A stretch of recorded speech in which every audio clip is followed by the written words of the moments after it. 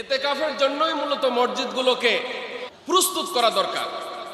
আল্লাহ পাক রব্বুল আলামিন বলছেন, আন তাহিরা বাইতিয়া লিত-তায়িফিন ওয়াল আকিফিন ওয়া রুকআইস সুজুদ, যে তোমরা আমার ঘরকে রুকুকারী, ইতিকাফকারী, সিজদাকারীদের জন্য পবিত্র রাখো। সুবহানাল্লাহ। তাহলে মসজিদটা শুধু নামাজের জন্য নয়, মসজিদটা ইতিকাফকারীদেরও জন্য। কে বলেছেন? আল্লাহ রাসূল বলেছেন যে মানি ইতাকাফা ইয়াওমান, যে ব্যক্তি আল্লাহর সন্তুষ্টির জন্য একদিন ইতিকাফ করবে, ইবতিগা ওয়াজহুল্লাহি আযজা ওয়া জাল্লা জাআলাল্লাহু বাইনাহু ওয়া বাইনান নারি সালাসাতা খানাদিক।